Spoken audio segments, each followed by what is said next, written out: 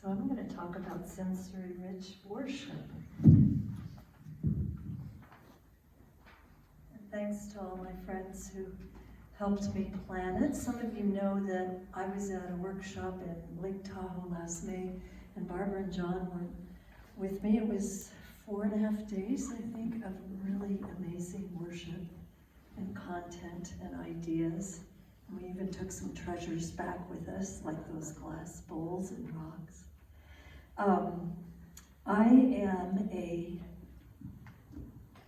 certified trainer with the Worship Design Studio, which was founded by Marcia McPhee about 20 years ago.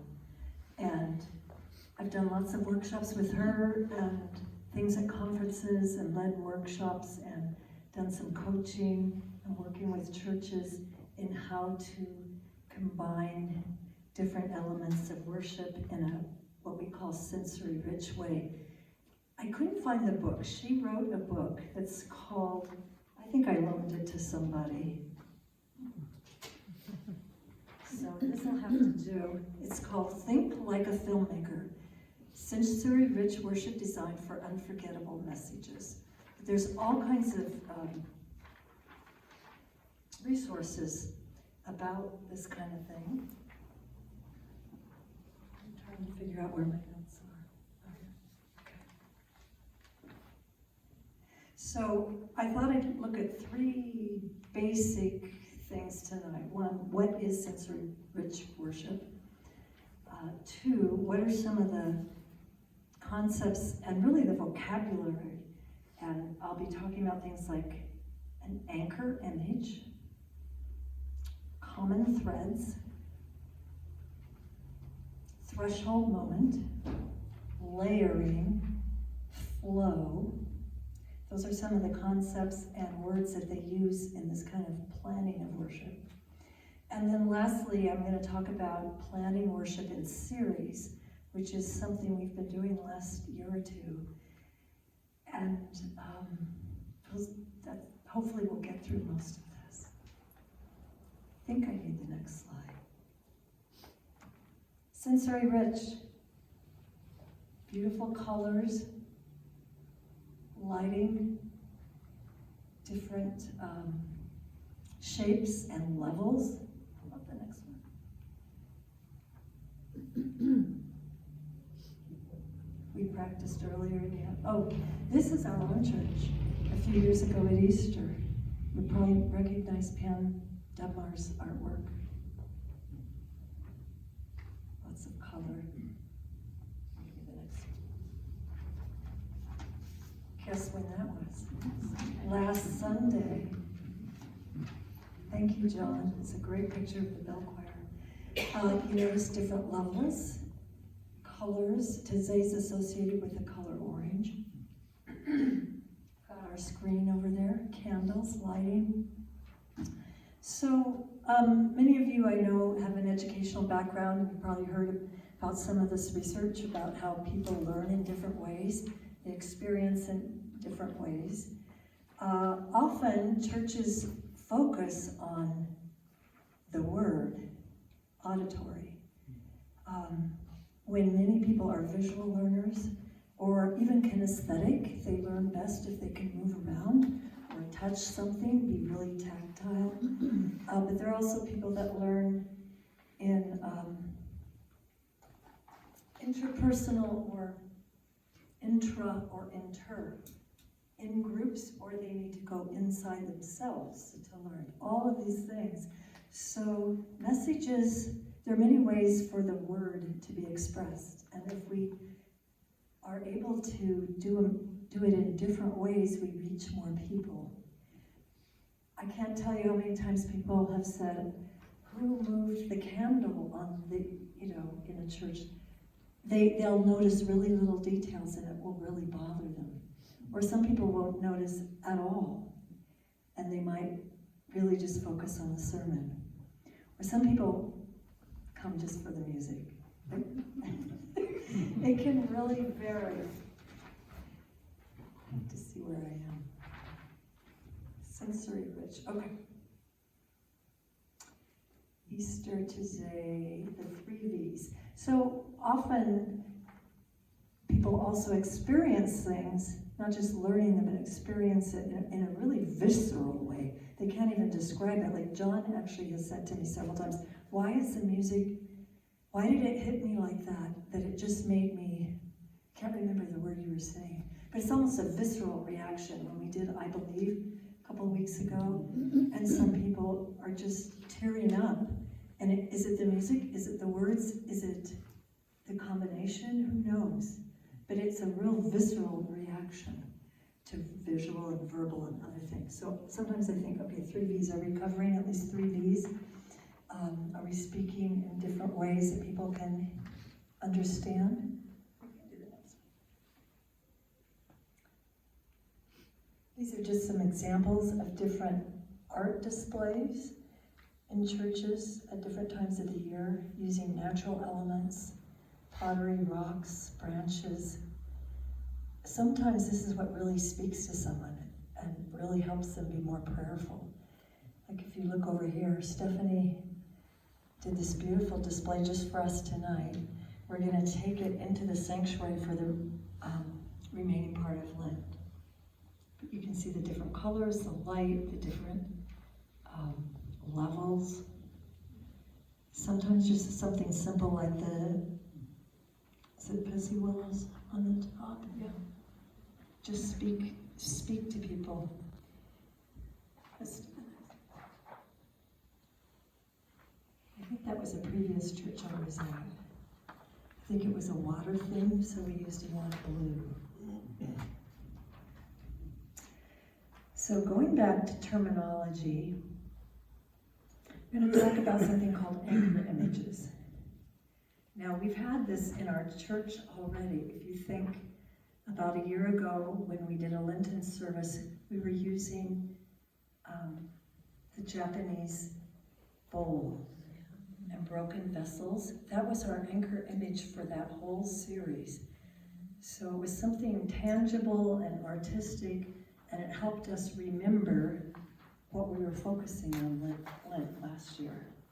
These are just examples of some series of worship that use different kinds of anchor images. Following on the heels of Jesus was a series that one church did, and they used walking sticks.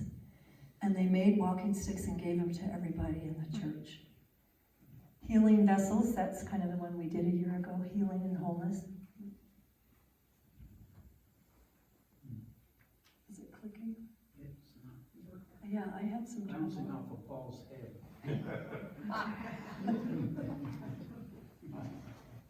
It's kind of fun to have this, when you're going to do a sensory-rich talk, to have this wonderful new technology, except when it won't click.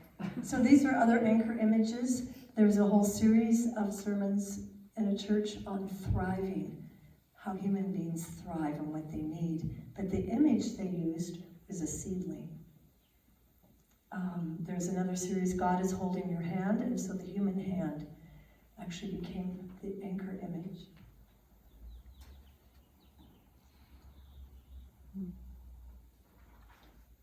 And then often, it also really helps to pair the anchor image for the series with an action or something ritualized, sometimes within the service, sometimes to do at home or elsewhere in the church. If you remember, there was one time, it might have been that Vessels series we did also, where we had the sand on the tables in Grace Mitchell and had people really creating with sand and rock. So it was something to do afterwards, but it helps us remember what our focus is, and again, it gets to people who are maybe more kinesthetic learners or people that experience things very by touching and feeling.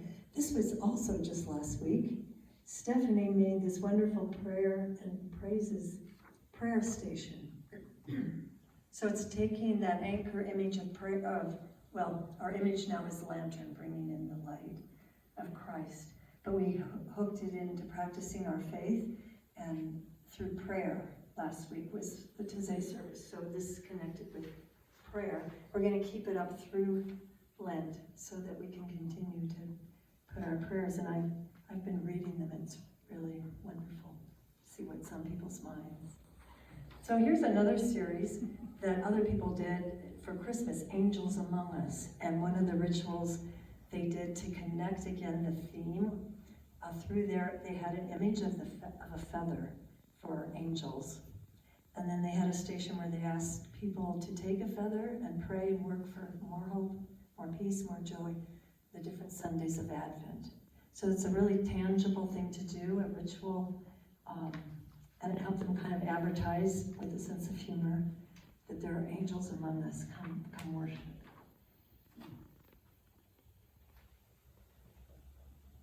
One thing we did at that retreat was with rocks. I can't remember exactly how they set it up, but I know we wrote down things that we were hoping for or wanting God to bring into our life. And those are some of the rocks. Hey, that looks familiar also recently.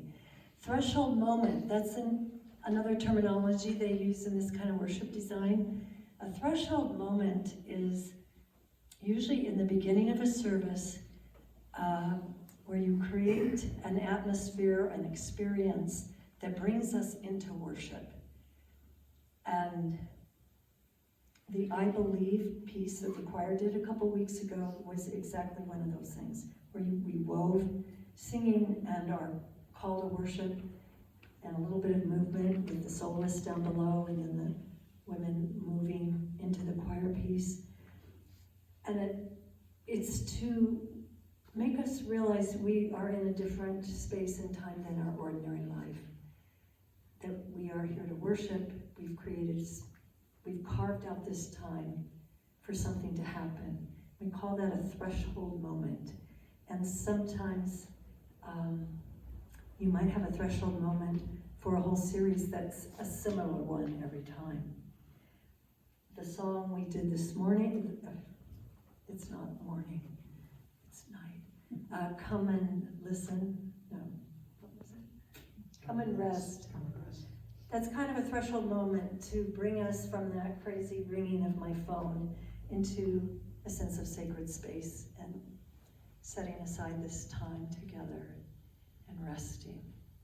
So hopefully it created a bit of that. Another term is called a common thread.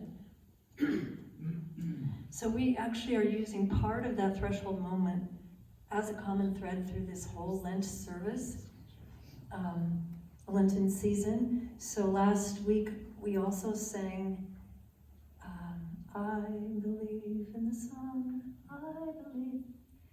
And Stephanie brought in an orange lantern for the Tizé color. We're going to continue that common thread of that song through the whole season. It helps people to remember what we're doing and why we're here, and to think about it during the week. So, It's Forrest. oh, cool. Okay.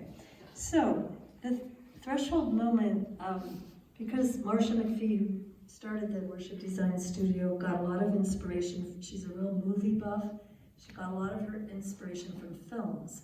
And she says that the first 5 minutes of a film is really crucial, and people usually decide whether they like it, they're going to go along with this story, they're going to enter into this adventure, or not. And so often filmmakers will spend a lot of their budget and a lot of their time on the first 5 minutes of a film. And they will layer the music, the color, the art, the words, the mood, all kinds of things together to create kind of a threshold moment so you know you're entering into a different world. And some films do it really well and very successfully, and here's a little clip of one. So just kind of, as you watch this, notice all the different sensory elements that happen. You'll probably recognize them. My mom always told me miracles happen every day. Some people don't think so, but they do. Hey, dummy! Are you caught or just plain stupid? No, I'm Forrest Gump. Just run away, Forrest. Run, Forrest! Run away! Hurry! Get the bag! Hurry up!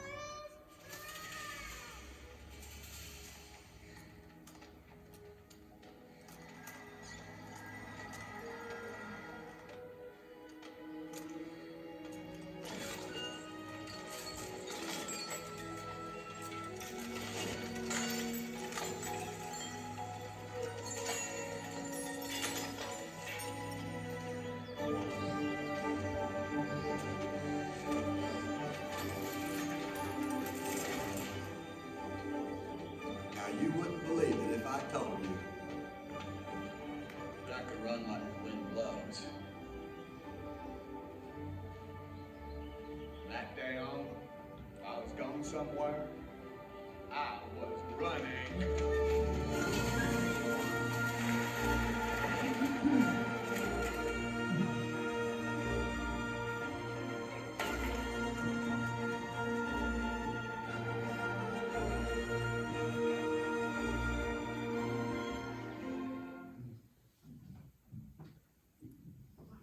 So what did you notice? Sensory elements. Music. At certain key moments. Facial expressions. Mm-hmm. Spanish sequence. I love the Spanish one. It was green. All of it. So, in this type of worship design, when you're thinking about creating a moment or an experience, it doesn't tend to be what you see in the bulletin as thing, postlude, or prelude, opening words, opening hymn, or call to worship, one after another. It's more layering and creating an experience that brings you into the sacred space. So just like in a movie, what is it that's happening that creates an invitation into the story of our faith, a journey? And a lot of times planning in a series helps us be part of a journey, a communal journey that we take together in our faith. So this is a little trailer for a series that the church did during Lent.